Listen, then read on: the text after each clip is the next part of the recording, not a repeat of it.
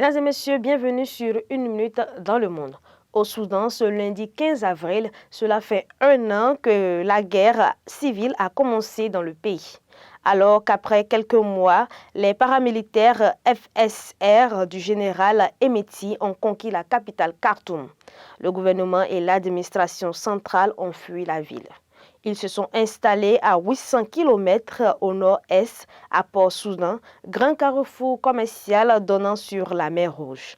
Des milliers de déplacés sont également venus y trouver refuge. Certains utilisent Port-Soudan comme point de départ pour fuir le pays. Les habitants se plaignent de leurs conditions et du manque de la nourriture, ainsi que les problèmes sanitaires. Dans la nuit du samedi 13 au dimanche 14 avril 2024, Israël a été secoué par une attaque de drones en provenance de l'Iran. Plusieurs centaines de frappes de drones, des missiles balistiques en haute précision ont jailli sur le pays, laissant une marque importante dans ce conflit interrégion. À Téhéran, cette attaque de drone est une réussite, puisqu'elle devient la plus grande dans l'histoire de drones et la première reçue par l'Israël depuis la guerre en 1967. Selon le chef d'état-major général armée iranienne, Bagheri, l'Iran n'avait nullement l'intention d'exécuter une telle opération. Pour se justifier, il affirme, je cite, « Grâce à Dieu, l'attaque menée a atteint tous ses objectifs. Nous n'avons pas l'intention de la poursuivre. Nous estimons qu'elle est terminée.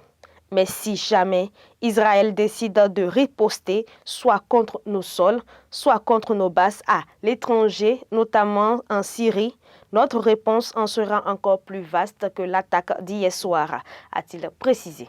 Le président de la République du Gabon, Brice Oligui Nguema, a reçu le 11 avril 2024 une délégation conduite par le président de la Commission de la Communauté économique des États de l'Afrique centrale, Gilberto da Piedade Verissimo. Dans le cadre de ces missions, le président de la commission de la CEEAC est venu exiger du chef de l'État la nomination d'un représentant gabonais afin de lui tenir compagnie dans le processus du plaidoyer explicatif à l'Union africaine pour la levée des sanctions contre le Gabon au sein de la CEEAC. Prise le 9 mars 2024 lors de la 24e session ordinaire des chefs d'État. Prêt à œuvrer pour rendre radieux le Gabon sur la scène internationale, le président de la transition a rendu confiance et haute quant à un retour positif à la requête posée. Pour finir, au Royaume-Uni, une enquête de la BBC relève que plusieurs femmes de la communauté bangladaise ont eu la vie gâchée par les réseaux sociaux et notamment un troll qui agit sur TikTok. Moqueries, insultes, photos détournées, etc.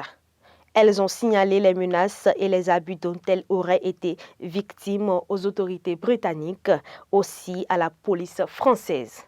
Le troll qui s'en prend à ces femmes s'appelle Hassan Syed. Il serait lui-même ressortissant bangladais vivant en banlieue française. Il a des milliers d'abonnés sur TikTok.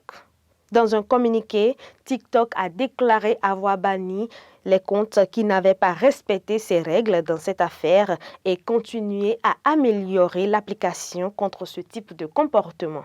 La page Facebook du harceleur a elle aussi été supprimée. Le problème est qu'il continue de se créer de nouveaux faux comptes et qu'il continuerait d'agir aujourd'hui.